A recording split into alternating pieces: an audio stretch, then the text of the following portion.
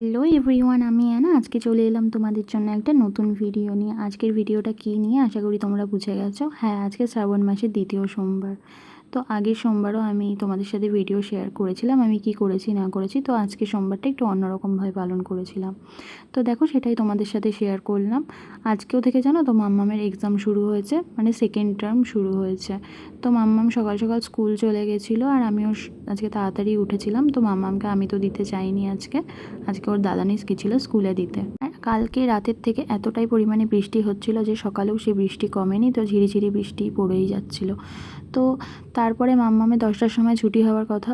তো 10টার সময় আমি ওকে এনে আমি আর ও গেছিলাম আনতে। ওকে নিয়ে এসে সেই ভিডিওটা করা হয়নি এই কারণে, যেহেতু প্রচণ্ড পরিমাণে বৃষ্টি হচ্ছিল, তার জন্য আর ওই ভিডিওটা করতে পারিনি। তারপর আমরা বাড়িতে আসতে আসতে মোটামুটি আকাশটা প্রায় পরিষ্কার হয়ে গেছিলো। তারপর বাড়িতে এসে স্নান টান করে, যেহেতু গতকাল আমি বাজার থেকে গিয়ে আমি আর ও গিয়ে বাজার থেকে গিয়ে সমস্ত কিছুই নিয়ে এসেছিলাম। ওগুলো আর কি বেশি কিছু আনার ছিলও না, বা সমস্ত কিছুই ঘরে ছিল। আর ফুল তো বললাম, মা তো সকালবেলায় ফুল নিয়ে আসে, আর আমিও কালকে কিছু ফুল বাজার থেকে নিয়ে এসেছিলাম। তো ওটা দিয়েই পুজো তো হয়ে যাবে। মোটামুটি যা যা যা যা ঠাকুরের পুজোতে লাগে সেগুলো আমার কাছে সবই ছিল, ওগুলো নিয়ে কোনো চাপ ছিল না। তো আজকে হয়ে গেছিলাম তাড়াতাড়ি করে। দেখো, স্নান টান করে কিন্তু আমি একটা সুন্দর শাড়ি পরে নিয়েছি। তো শাড়ি জানো তো এখন না বলতে গেলে পরাই হয় না। তোমরা যারা আমার ভিডিও প্রতিদিন দেখো তারা অবশ্যই দেখবে, আর বেশিরভাগই কুর্তি টুর্তি এগুলোই পরা হয়। আর কোনো জায়গাতে সেরকম অকেশনও থাকে না যে এখন যাবো শাড়ি পরে, তো হয়ে ওঠে না শাড়ি পরা। আর যখন ভাবি যে আজকে শাড়ি পরে এখানে যাব, তখনই দেখি একটা তাড়াহুড়োর মধ্যে যাই হোক একটা কুর্তি বা জিন্স যে বার করে পরে নিলাম। তো তারপর আর যেটা হয়ে ওঠে না শাড়ি পরা। তো আজকে ভাবলাম আজকে শাড়িটা পরবো। তো আজকে বার করেছি, এটা মায়ের শাড়ি। তো আমি শাড়িটা পরেছি। শাড়িটা পরে কিন্তু আমাকে কেমন লাগছে তোমরা কিন্তু অবশ্যই কমেন্টে জানাবে। আর আমার এই লুকটাও তোমাদের কেমন লাগলো সেটাও কিন্তু জানাবে। তারপরে দেখো, আমি পুজো দিতে বসে গেছি। আগে প্রথম ঠাকুরকে একটু ঘি মধু লাগিয়ে নিলাম। তারপর যেরকমভাবে যে এক একজনা এক এক রকম করে পুজো দেয়, তো সেটা যার যার ব্যক্তিগত ব্যাপার। তারপর আমি পুজো দিচ্ছিলাম, পুজো দিতে তোমাদের সাথে কটা কথা শেয়ার করি।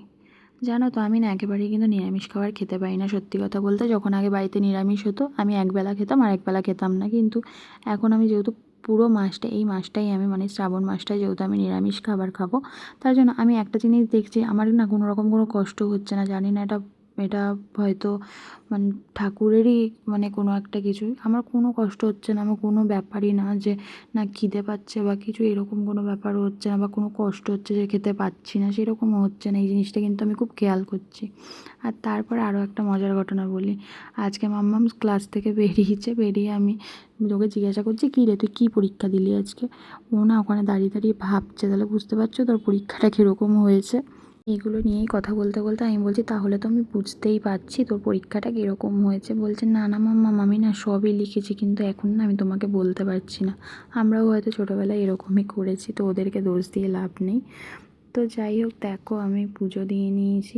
আর জানো তো, গতকালকে বাজারে গেছিলাম, ফুলটা এনে রেখেছিলাম। তো ফুলটা না কীরকম যেন, যেহেতু এখনের ওয়েদারটা যেই মাঝে মধ্যে বৃষ্টি হচ্ছে মাঝে মধ্যে এমন রোদ উঠছে, খুব গরম। আর আমার আগের দিন একদম খেয়াল ছিল না যে আমি প্যাকেটের মুখটা একটু খুলে রেখে দেবো, সেটা খুবই ভুল হয়ে গেছে। তারপরে তো যাই হোক, একটু না ধুতরা ফুলটা একটু সামনের দিকটা নাকি এরকম একটা কালো কালো হয়ে গেছিলো। তো যাই হোক, দেখো আমি কিন্তু পুজো টুজো প্রায় শেষের দিকে আমার। আর মাও সকালবেলা তো উঠে আগেই পুজো দিয়ে নিয়েছিল, যেহেতু আমার আশায় বসে থাকলে মায়ের আর পুজো দেওয়া হতো না, অনেকটা বেলা হয়ে যেত। আমি প্রায় পুজো দিয়েছি 11:30 12টা বেজে গেছিলো।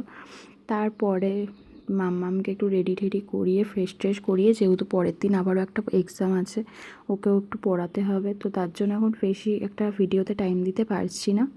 মাম্মামের এক্সামটা প্রায় 2 সপ্তাহ ধরে চলবে। তো সেটা শেষ হলে আমি আবারও তোমাদের সাথে সুন্দর সুন্দর ভিডিও শেয়ার করব। তো আজকের ভিডিওটা এই পর্যন্তই।